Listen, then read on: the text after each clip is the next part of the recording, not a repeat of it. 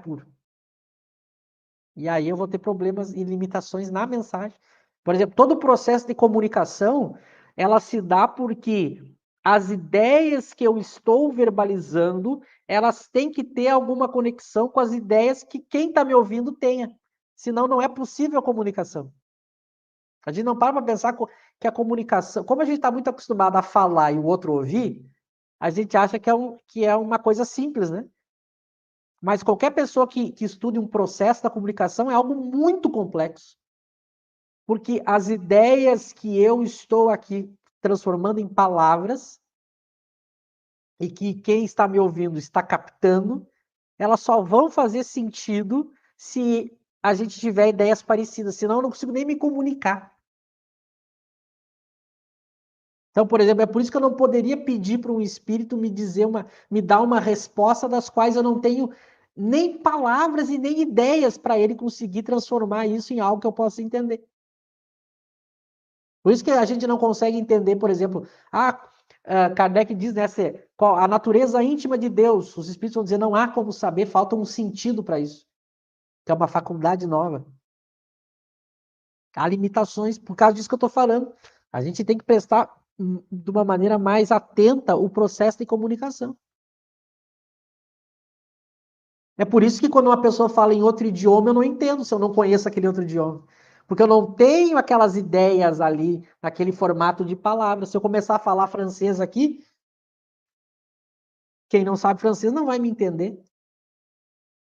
Então o processo é mais complexo. Eu digo, as pessoas não entenderam ou não estudaram direito o livro dos médiuns, que Kardec vai falar que até mesmo a manifestação física tem influência do espírito do médium. As pessoas acham que não. O fenômeno físico ele é mais independente.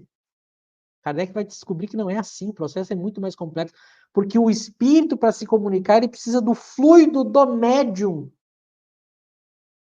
E o fluido, na teoria espírita, não é uma coisa congelada, não é como uma substância, uma matéria igual à nossa, que eu pego, por exemplo, eu pego esse celular aqui, passo para o Eric e vou embora. O fluido, ele sofre a ação do pensamento do espírito. Ele sofre a influência do pensamento do espírito. Então eu não consigo separar pensamento do fluido.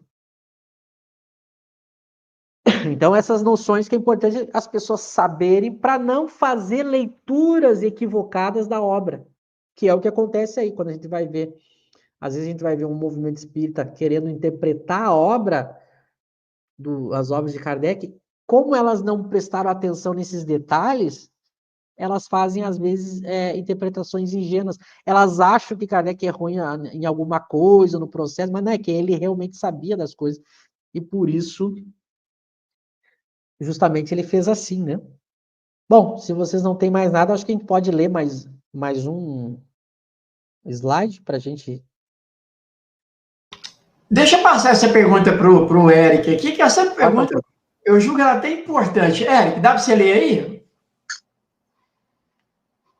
Sobre o filme de Allan Kardec, tudo procede como foi exibido no filme? O Alex pergunta. Na época que lançou, até fiz um vídeo sobre o filme, né?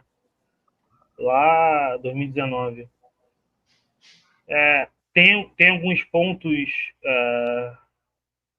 que não batem, né? Por exemplo, a Amélie Boudet, ela era artista plástica, trabalhava com artes visuais, né? Não com no filme fala ela dando aula de piano e tal. Outro ponto, as médiums Baudin, elas não eram jovens, né, na vida real, igual no filme. O Carlos Teff fez uma pesquisa mostrando que elas eram mais velhas. E eu acho que teve também a questão da personalidade do Kardec. O Kardec do filme é muito. Ele tem chega um momento que ele fica com medo dos espíritos, né? Ele fala para mim, não abre a porta, porque começa a ficar com medo, com uma paranoia. Então, o filme passou uma personalidade ah, que não é de um espírito da. O Kardec era um espírito superior, né? Então, esses são os pontos que eu me lembro agora. Eu tenho um vídeo lá no meu canal sobre isso, né? Agora, teve pontos bons também, né? É claro que eu sou suspeito para falar porque eu vou gostar só por ser Kardec no cinema eu vou gostar, né? Mas teve alguns pontos que não bateram realmente com a historiografia e com a realidade dos fatos.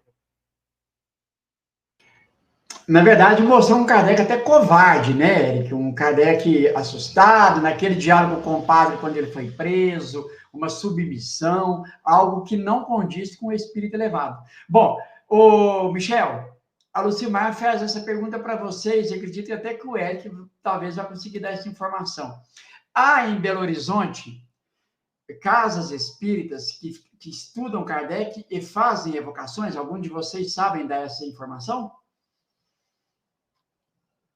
Eu não sei, não sei se o Eric sabe, não sei mesmo, não tenho notícia. Não sei se o Eric.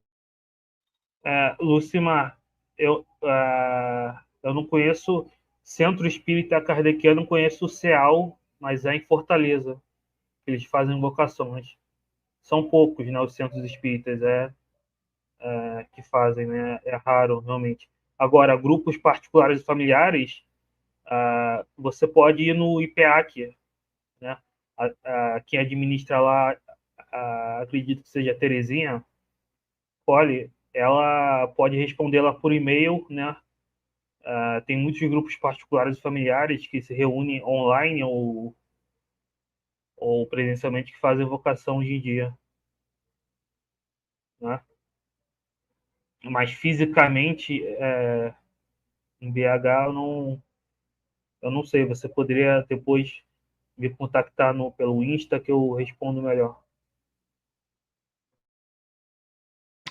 Ótimo.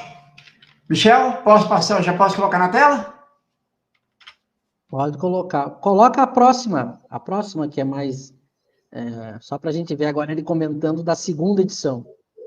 Que agora tem um comentário dele na segunda edição. Aí, Essa tela aí? isso. Aí ele vai comentar na mesma revista espírita, em março de 1860, que é quando ele vai lançar a segunda edição, a edição do Livro dos Espíritos. E aí sim é a edição definitiva, né? Claro que vão ter outras edições até a morte de Kardec, e que vão ter alguns ajustes, mas no sentido geral, parte dessa, né? Então é quase como ele mesmo vai dizer, né? A segunda edição é como se fosse uma obra nova. Então eu vou ler aqui e a gente comenta. Ó. Na primeira edição desta obra, que é Kardec falando, tá? Anunciamos uma parte suplementar. Ela devia compor-se de todas as questões que ali não haviam entrado, ou que circunstâncias ulteriores e novos estudos deveriam originar. Mas como são todas relativas a alguma das partes já tratadas e das quais constitui o desenvolvimento, sua publicação isolada não representaria uma continuidade. Então, a ideia era só publicar uma obra complementar, mas aí ele percebe que o melhor é refazer o Livro dos Espíritos, de uma certa forma, né? Continuando. Preferimos esperar a reimpressão do livro para reunir tudo e aproveitarmos para dar à distribuição da matéria uma ordem mais metódica, ao mesmo tempo que eliminamos tudo quanto tivesse duplo sentido.